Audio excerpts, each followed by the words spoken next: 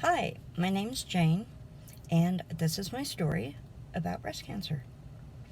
In 2012, December is my birthday. I turned 50, and about that time, I noticed that I had like a bruise on the side of my breast. And because I had such a physical job at the time, I felt that it could have been a bruise. I worked with dogs in a doggy daycare, and I would have to break up fights and things. So it wasn't uncommon for me to go home with a bruise now and then. And I ended up telling myself I was just going to keep my eye on it and watch it and make sure it didn't get any worse, or actually looking for it to dissipate and go away. I went through Christmas, and between Christmas and the end of the year, I decided it wasn't any better and I needed to make an appointment. And while I was pushing on that area and feeling on it, I could feel a lump. And at that moment, knowing that I had an aunt on either side of my family that had breast cancer, I knew that's what it was. And it's kind of a shock, of course, but it seems like we just kind of go through the motions when we hear what we've suspecting. So I did all the doctor appointments I needed to do, found an oncologist after getting a biopsy done. His thoughts were to do chemo, and I just kind of told them that, I haven't gone through this before. You know what to expect. You know what you're treating, and, I'm in your hands. So I started going through the chemo. Second chemo round, this was a course of 2 to 3 months. The second round of chemo, I was a little bit sicker. And a few days after that, this is like 2 weeks later after everything starting, I was taking a shower, and as I'm washing my hair is pretty long, I'm washing my hair, and after I'm through taking a shower, I had so much hair in the bottom of the shower that I could have made a small dog out of it. And I just went, oh my gosh, this is just horrible. So I thought, well, I'm going to go through the motions, and I'm going to blow dry my hair and use my hairbrush. So I went downstairs where the blow dryer was, started blow drying my hair and my brush, and every time I brushed my hair, more came out. So when I took all the hair out of the brush, I had another small dog, and that one got flushed down the toilet. I went upstairs and thought about a few things, got my daughter, and I said, I have a job for you. And I asked her to shake my head. I wasn't going through reinventing this hair falling out every single time I took a hairbrush to it, or every time I took a shower, all the hair I was pulling out of my head, well, actually, the hair that was falling out of my head, the realization of it and everything was too hard to go through time after time after time. So my daughter and I pretty much cried through the whole thing, and I told her thank you and I loved her, and through all this she's been a great help. I've had really good family support. Husband's great. He went with me through all my chemo appointments. The chemo is so exhausting, and I really just wanted to sleep through the session, but he came and we would watch movies together with sharing an earbud, and it was nice. Anyways,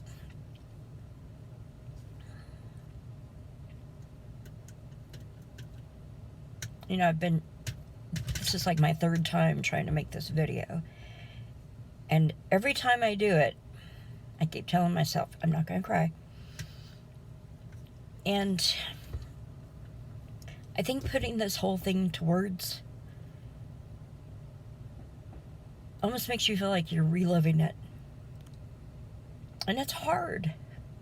It's hard to think about everything you went through. I am so thankful that I've been cancer-free for several years, but it was a really, really tough journey.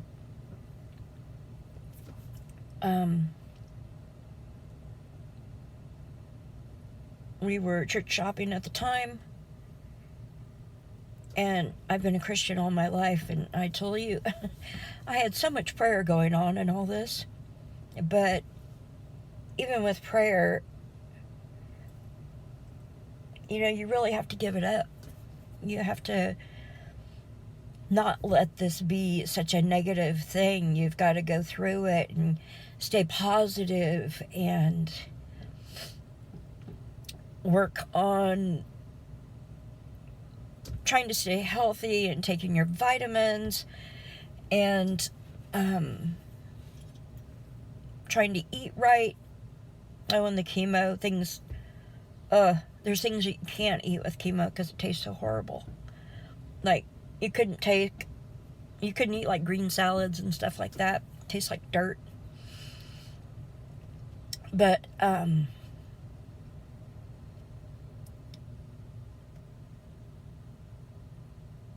it sucks when you don't write notes.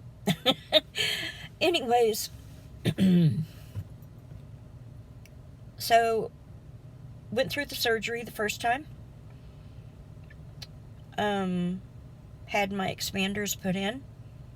And I had a bilateral mastectomy. I went for the whole thing because, hey, cancer's cancer. Let's try to lessen the chances.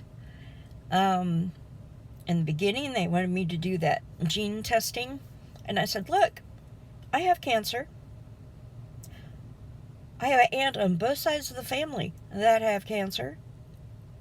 I know I have the gene. Why do I need to take a test? I couldn't even think about taking a test to see if I have the cancer gene when I've got a growth.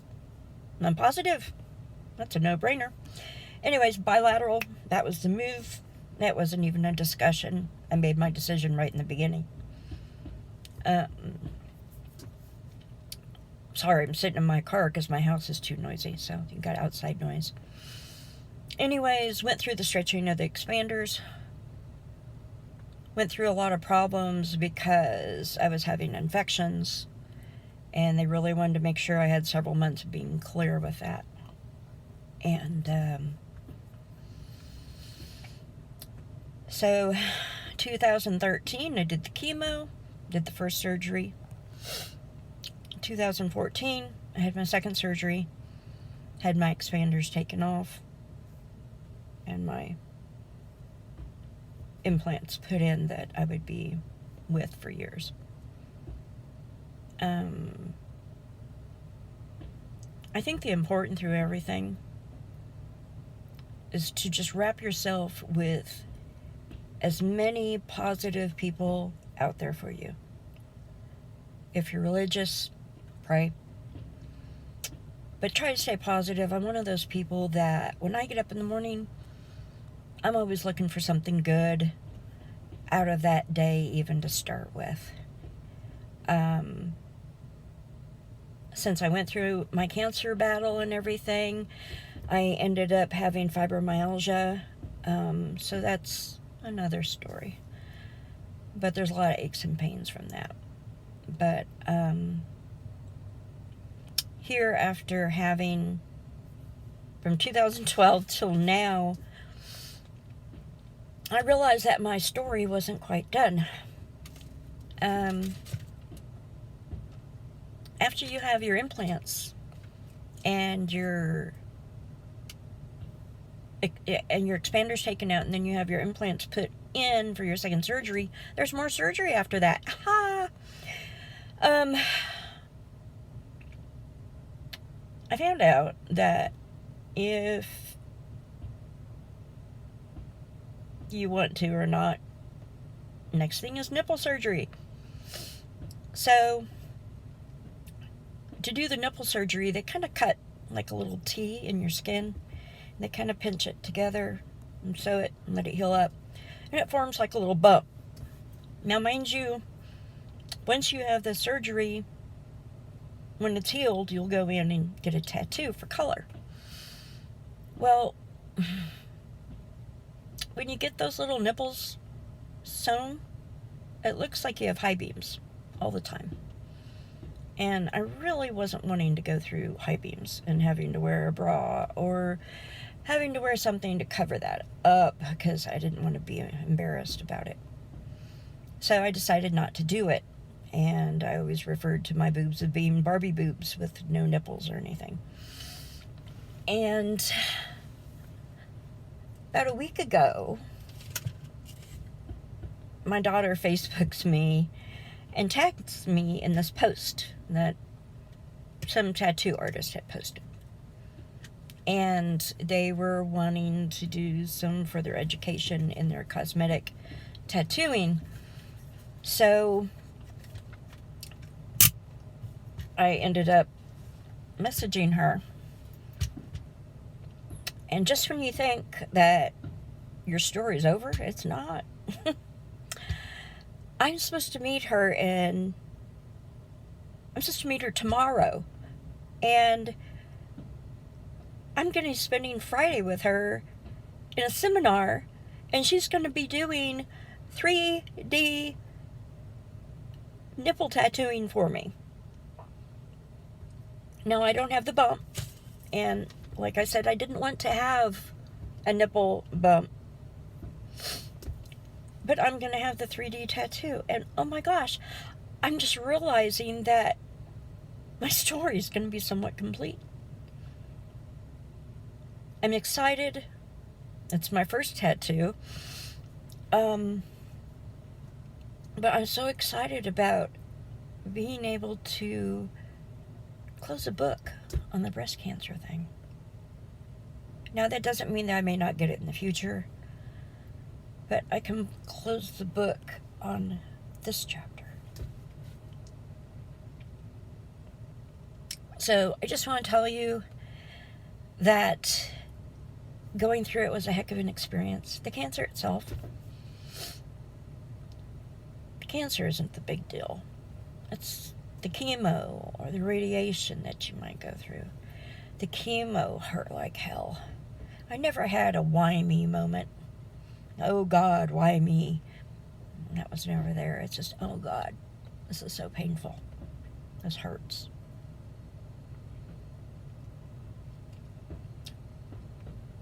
And I just appreciate anyone and everyone that was out there praying when I was going through it. Anyways, this is my story. And I hope it has helped you in some way, shape, or form. And if you have any questions or anything pops into your head or comment, I'll be looking at them. And I wish you well on your journey, if that's what you're going through at this time. Bless you.